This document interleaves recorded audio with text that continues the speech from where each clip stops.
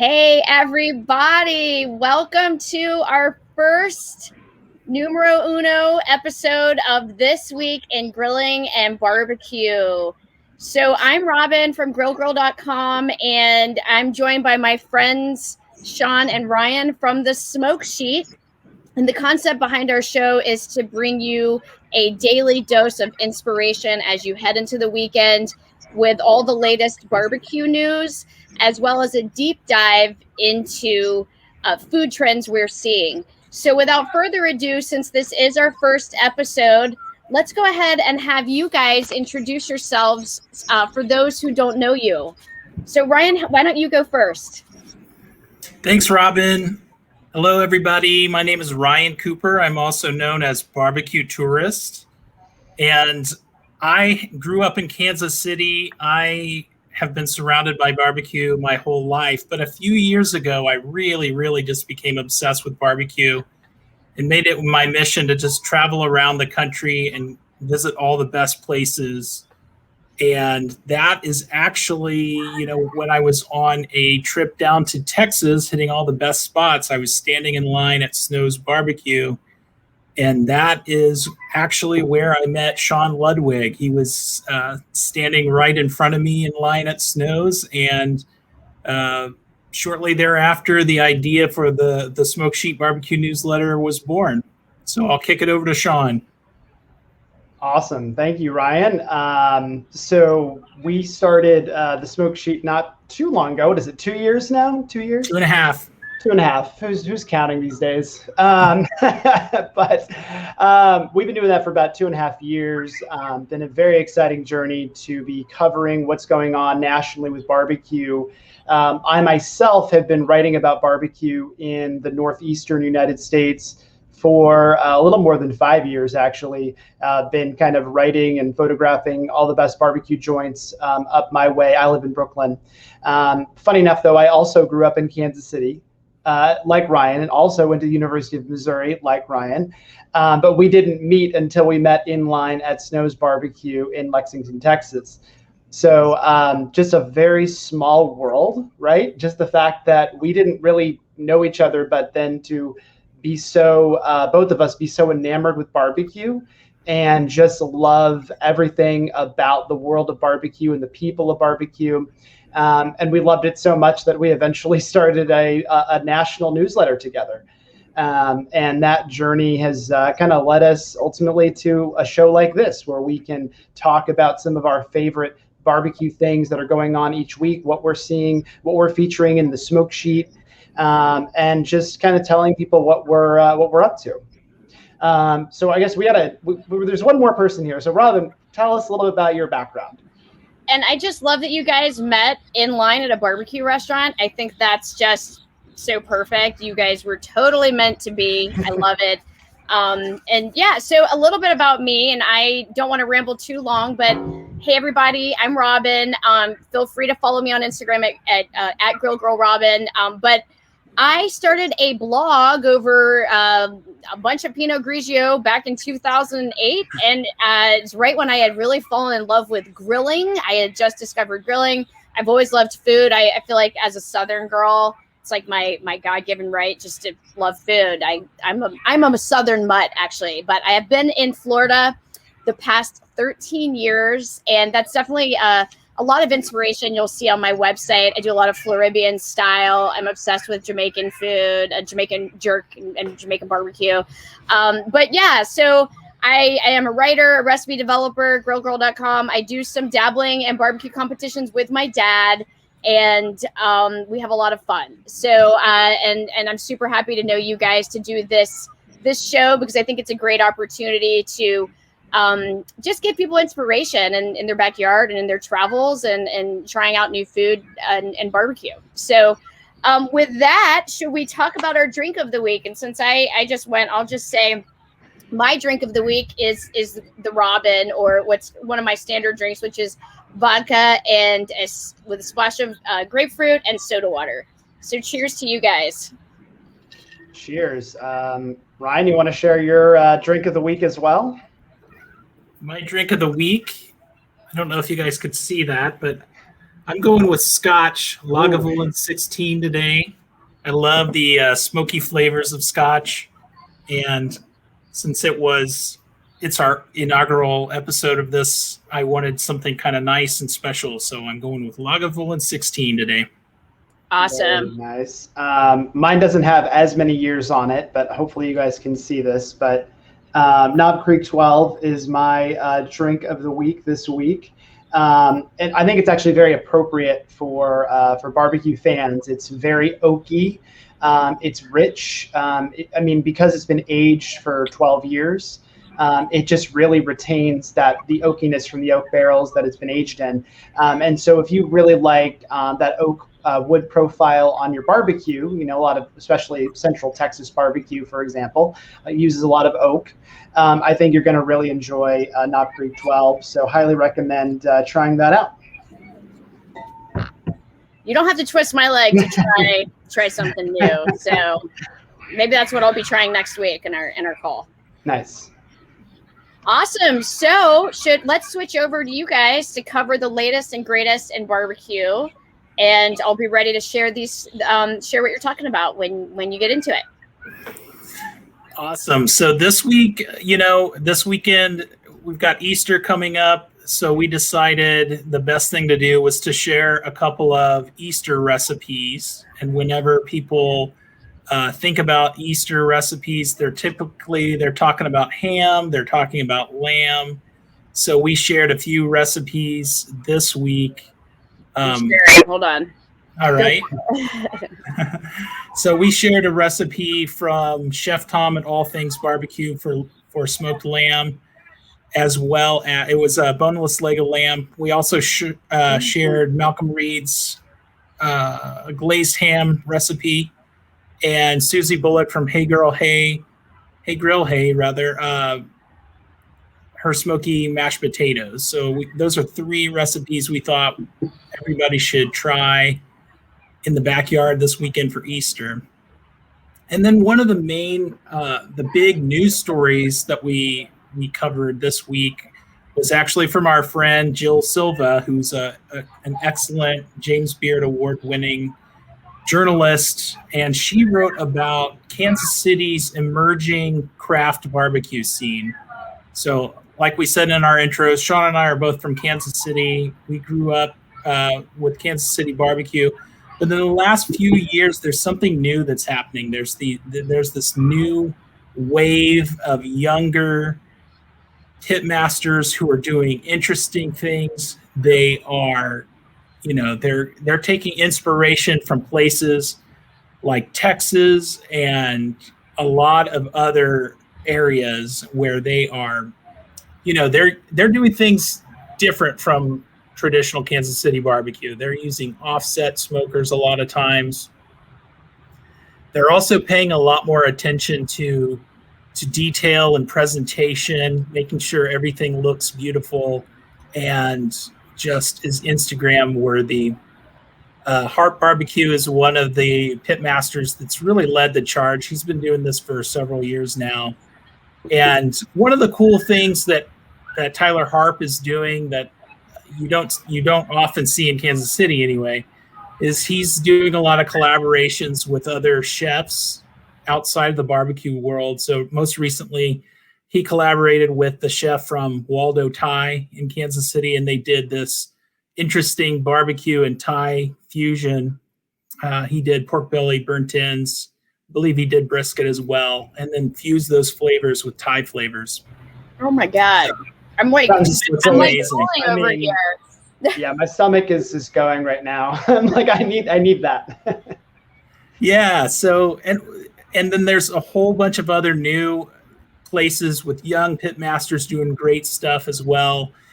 Sean actually wrote an article in the Smoke Sheet about it a few weeks ago and included most of these places. But one place that Jill writes about that wasn't on our list because it's brand new is a place called Night Goat, which is kind of a funny name, I know, but it is actually a pop-up that just started within the last month, and it is run by a chef named Vaughn Good, who's the chef at an acclaimed restaurant called Fox and Pearl in Kansas City. He's doing great stuff, high quality meats, all live fire cooking. I think it's really gonna change the game in Kansas City.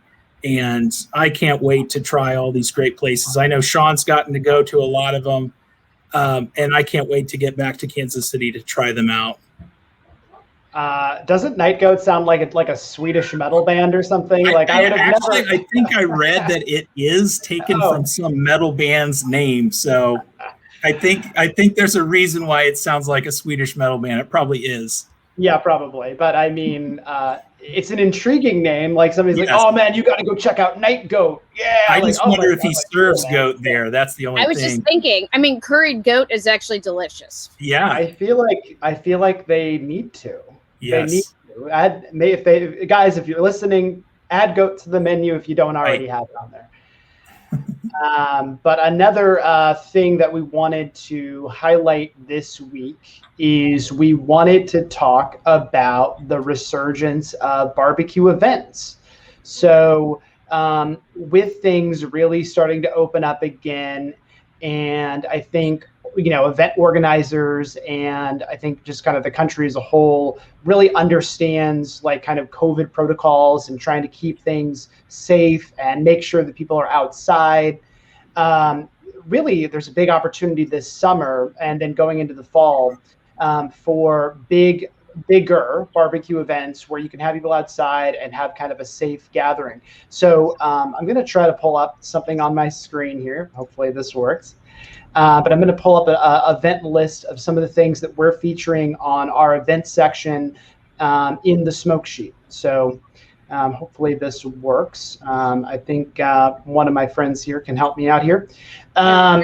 Excellent. So basically wanted to highlight some of the upcoming barbecue events.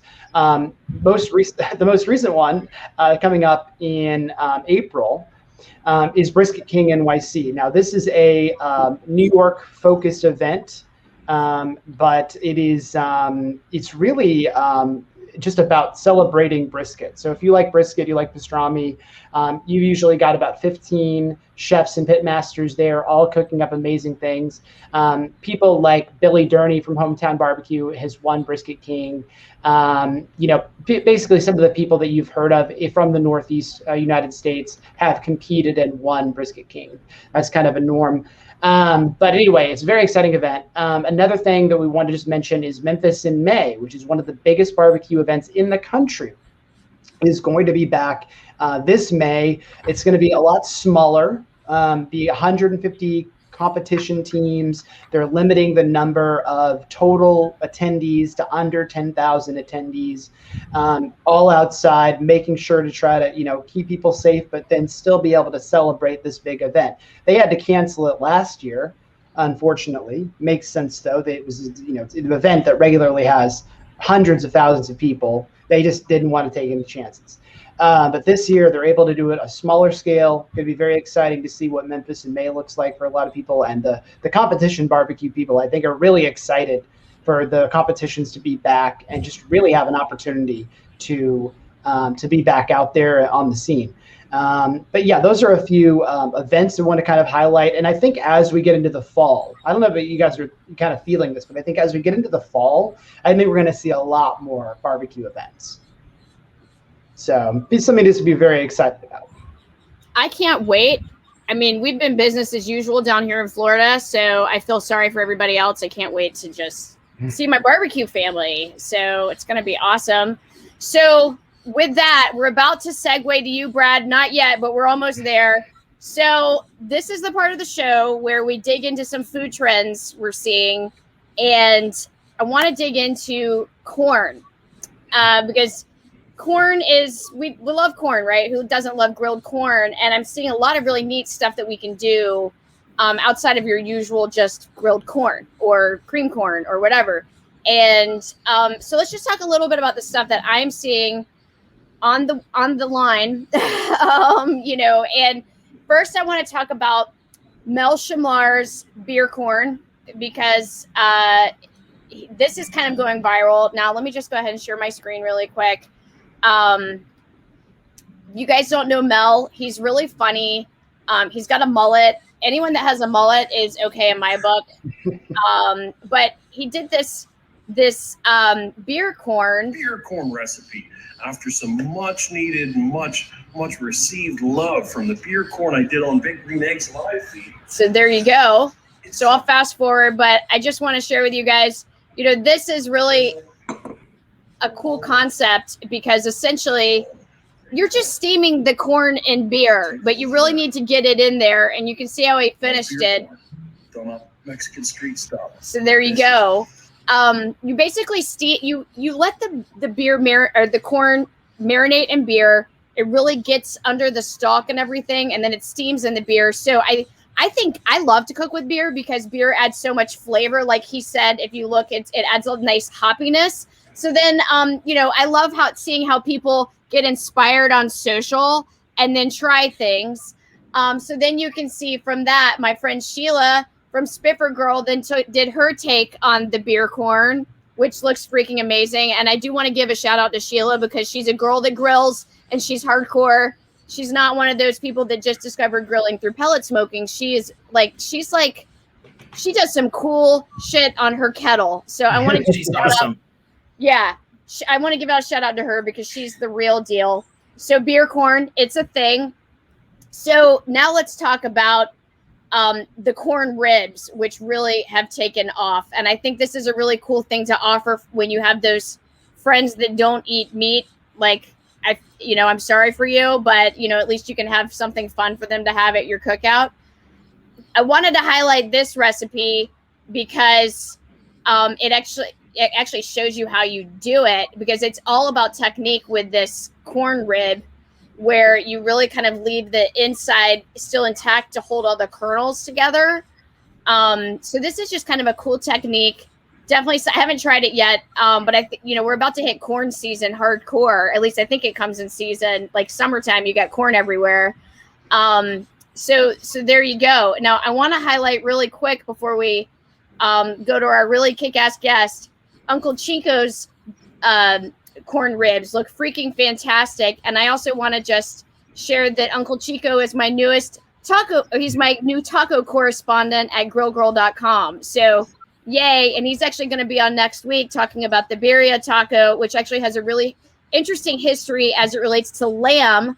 So we're going to dig into that. And we saved the best for last with our friend Brad. Now I want to share this with you guys. Just pick it up and chew. Corn cup, you don't need a spoon. When you want to eat some corn, yeah, corn cup. Corn cup, oh yeah, talking about a corn cup. Corn cup. All right. So Brad, let me just add Brad to the live stream. We got you, Brad. Oh, how do I stop sharing? Hold on. Oh, there we go. Yay, Hello. welcome, Brad. What's up, Brad? I made it. Hey, Yay. thanks for having me. Thanks for having me. We're being busy here.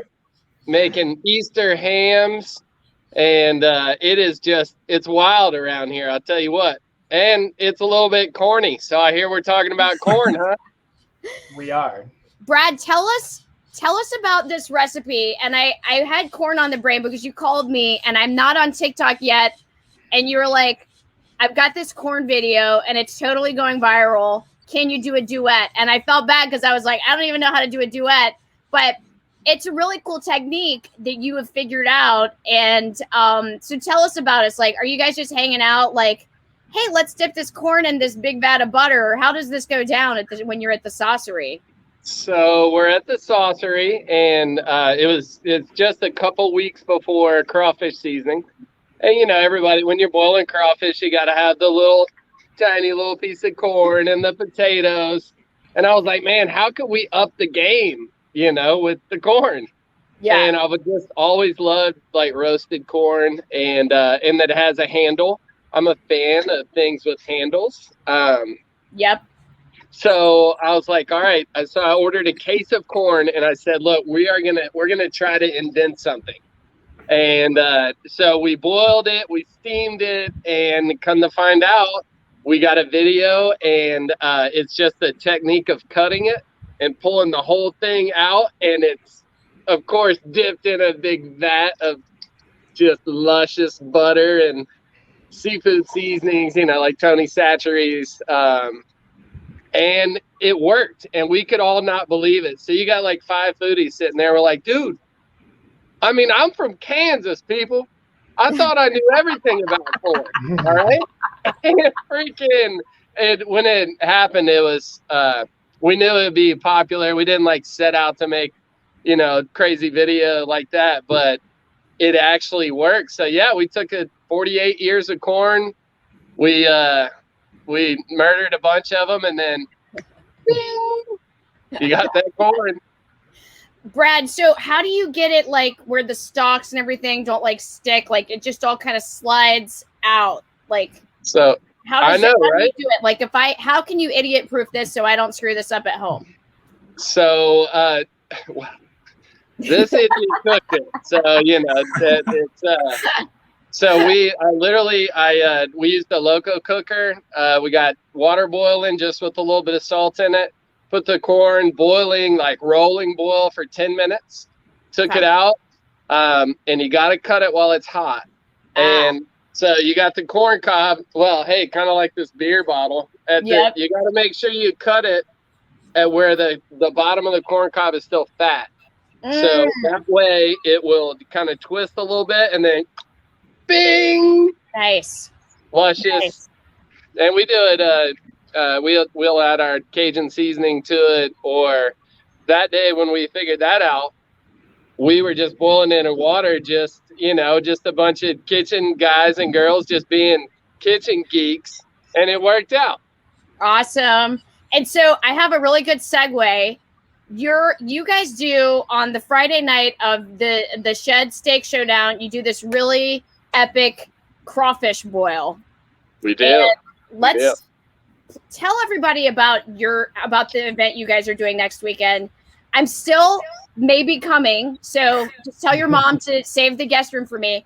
But tell everybody about this event, because I've been to some steak cook-offs, but yours is the best. Like if you're going to do one event of this year, like your event, Brad, in my mind rivals Memphis in May, because everybody there is cool and you guys do so much fun stuff it's the best. So just tell everybody about it, because if you can make it, it is just such a good time. It is a good time, and it's a lot of hard work for our whole family. My mom and dad and Brooke, the whole Shed crew. But we plan all year to throw an epic party. Usually it's third week in January. This year, because of the COVID, we had to change it. So April 9th and 10th.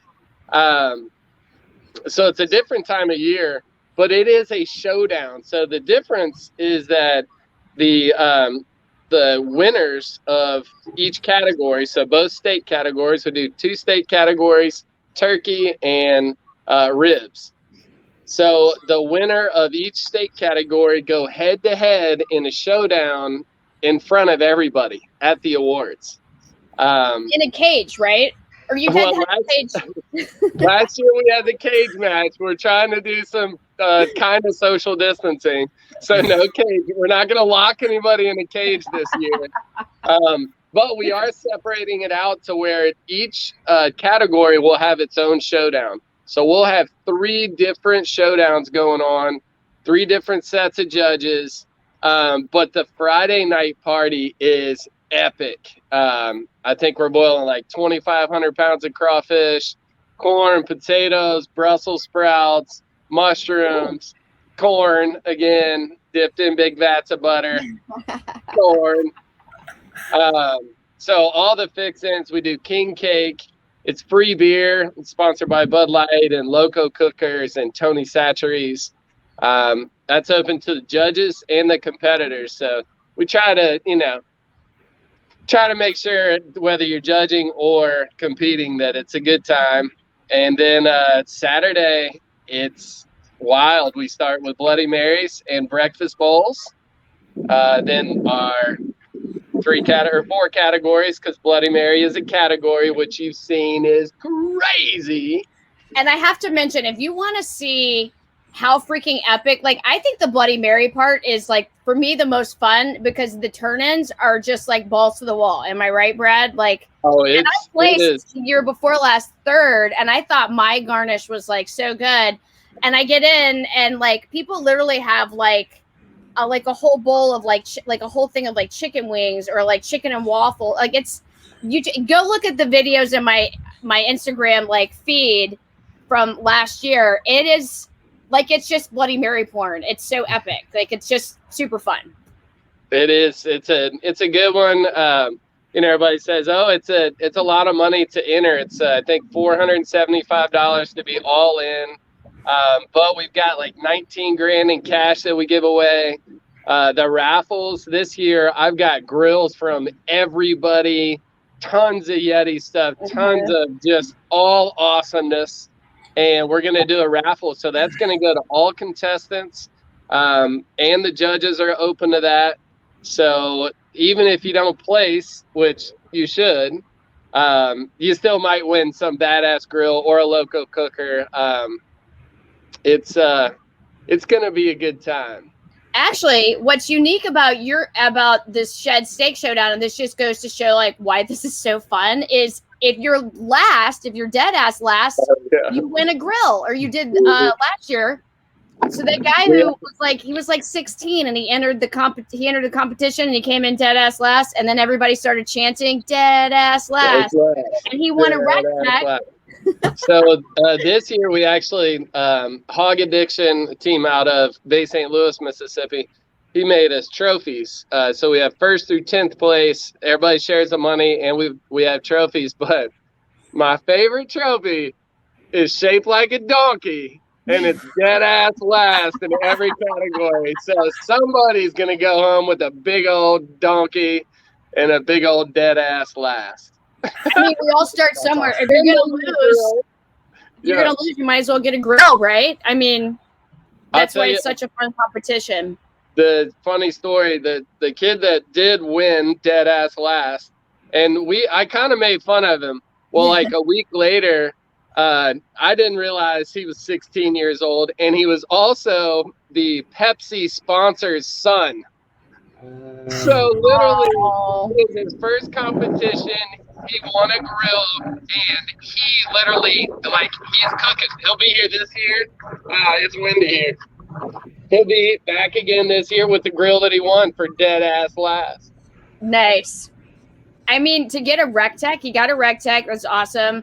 Yep. It's such a fun event. I'm still gonna try to go, and I think anyone that wants to get into the state competition scene, the SCA is like so fun. Like, it's just so fun. It's so cool. It's like a really fun event. It's a good one. We're hoping April. Showers stay away. Either way, always say just make sure you pack your boots. You're going to the barbecue competition. Exactly. We do still have some sites left, and it's just a good time of year to get out. It was kind of like the last SCA competition, the first one last year, and then everything happened. And now this will be the first competition that the barbecue family has, really gotten together, and we're going to see a showdown. We got a ton of camera crews here. Nice. Can't say who it is, but they're out looking for competitors to, maybe be on some new shows that are coming out. And it's just like, bring the family and come on. All right. Oh, and are you doing the kids one this year? Oh yeah. Yeah. The kids are cooking pork chops. There's $1,000 up for grabs for the kids, plus a ton of grills. Chupacabra seasoning, he always sponsors that. Make sure the kids not only get some money, have a good time, and also hopefully come up with a lifelong habit that will never leave them hungry. Ain't no cure for barbecue, as some people say. Or barbecue's my religion. Your kids. So I was there with my dad and your dad, because my dad and I and your dad and Papa Shed were on the same team last year, and that was funny. And right. But your kids were so cute. Like, you have your little one out there with the grill. Like, it's so fun to see all the kids getting into grilling. Like, what a great thing to get kids involved with. So I love that you guys do that. Anybody on Facebook want to ask Brad a question before we reserve him for ourselves? with our after. We're doing an after party that we'll share at a later date. I asked my Instagram audience if they had any questions for Brad, and the one I got was, "Where's he get those sweet ass suits?" Well, I'll tell you, I was always a friend of a guy named Big Joe Turner, and he played bass for BB King for literally 30 years. And I always loved that he wore these awesome suits. And I was like, man, where do you get your suits? And he said, well, this is considered a pimp suit. I'm like, well, I want a pimp suit. Where do you buy it? And he said, well, you can't buy yourself a pimp suit. I'm like, well, then I want you to buy me a suit. And he brought me to his suit store, and he bought me my first just glitter and glam badass pimp suit, and indoctrinated me apparently into the pimp kingdom. And we had passed that along to Mr. Jim and Gus and tons of people. I think Ricky Bobby from the Checker Cab Company, he's the next. So yeah, now I'm buying all these suits for people. And then once you get one, you gotta buy one for somebody else. See, that's when you know you're a pimp. Yep. You gotta pass the pimpiness. I don't know if that's a word. You gotta pass it on. You gotta pass it on. You were a pimp, Brad. Hey, look, that's why I got 5 kids, yo. Look, all with the same woman though. Hey, Daddy did good. Daddy did good. Let me knock on wood though. You do have super cute kids too. So Brad, for everybody that's new and doesn't know about you guys, I feel like y'all are my family. Like your mom is like my mother from another mother, whatever. Like I love your mom. Like I just love your whole family. How can people like follow you guys? Like what are all your channels? You, Brooke, the Shed, everybody. Like how can everybody stay in touch and know what y'all have going on? So the shedbbq.com is where we sell all our sauces and seasonings. We're doing, like, we sold literally hundreds of hams on goldbelly.com. So nice. If you're looking for a barbecue fix and you can't cook out, maybe it's kind of still cold in some areas in the nation. Yeah. So it's kind of nice to get it delivered to your house. Even though I do love the fact that 2020 was a hard year, but it got a lot of people out on the grill. And that's why I think those corn recipes, because that's a cheaper product that most people enjoy. So I like seeing those trends. And I think that really happened because everybody was held up in their house. But I agree with what you said earlier. Watch out spring and summer, because I think everybody's coming out. Like if your restaurant is just has made it through this crazy time, now is the time to get prepared, because I really think people are going to come out swinging. Barbecue's hot. I mean, why not, right? Yeah, I hope y'all see like a resurgence. Everybody eating out, ready to go visit the Shed, get fed at the Shed. Get fed at the Shed. So we're on Highway 57, barbecue heaven. We're in Ocean Springs, Mississippi. All our social media is just at the Shed BBQ. I'm at Brad Orrison. I like skateboards, long walks at the beach. I like visiting states where marijuana is legal. I like my state just made it legal like yesterday. So yeah, man, I'll book some flights maybe tomorrow. All right, let me know, Brad. Come to Florida. Well, you're right. Florida, y'all are good. Mississippi, it's the only state in the union with 4 eyes and still can't see. So we're getting there. Yeah. But hey, the sun's out right now. It's super windy here, but we've got the stage set up for the showdown next weekend. I encourage anybody that's out and about or just kind of itching to get out. We're practicing social distancing, doing everything we can to keep everybody safe. But hey, one thing in Mississippi, now vaccines are open for everybody. So that's I'm ready to see the world wake up. And I've been preparing for it.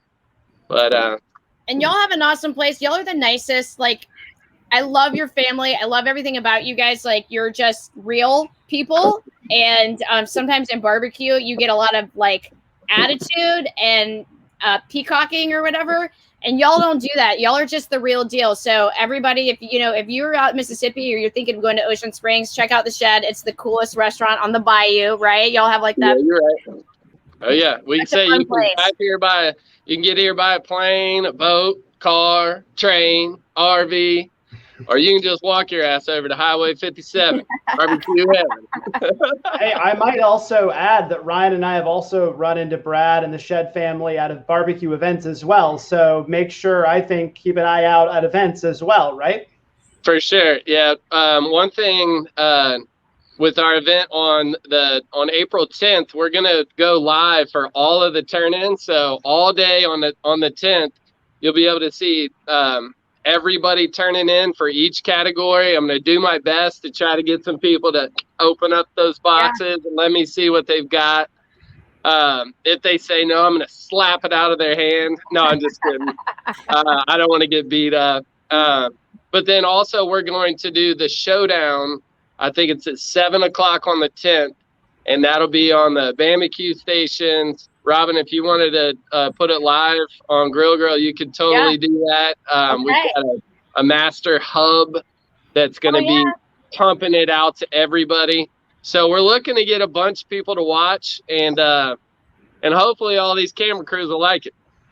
Hell yeah. Awesome. Well, now you guys know, even if you can't attend, you can attend, right? Like, that's right. So you'll feel like you're there in person, and it's, even if you just need Bloody Mary inspiration, I tell you what, tune into that because it's so just fucking epic. Like stuff I've never seen. And by the way, happy birthday, because your birthday's next weekend, right?